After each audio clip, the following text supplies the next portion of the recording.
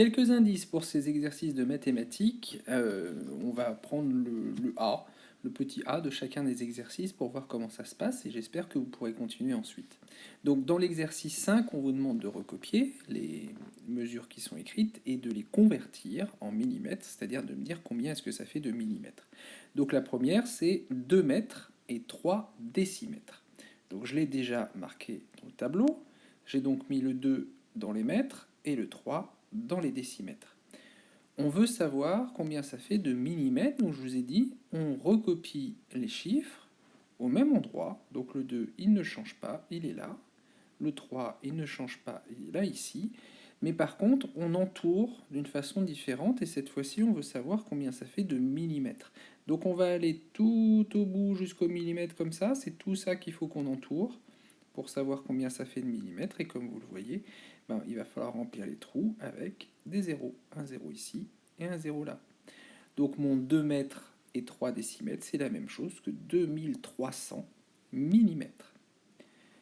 Voilà pour le premier exercice. Il faudra faire pareil pour les autres, le B, C, D, E. On écrit d'abord bien les chiffres au bon endroit, et après, il n'y a plus qu'à se demander combien ça fait de millimètres.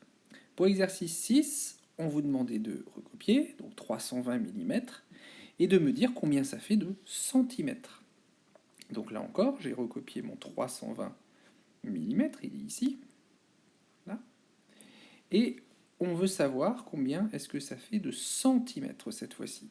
Donc je vais recopier, là encore, les chiffres au même endroit.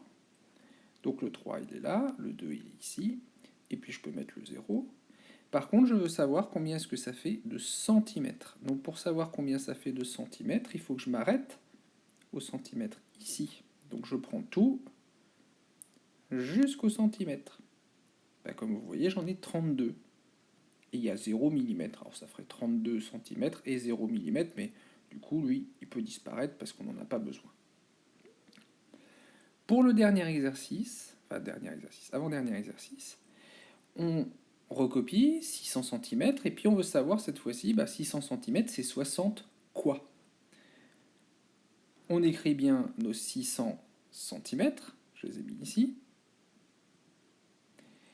et je veux que ça fasse 60. Et pour que ça fasse 60, je rappelle, j'ai toujours pas le droit de déplacer les chiffres. Mon 6, il ne bouge pas, il reste toujours au même endroit.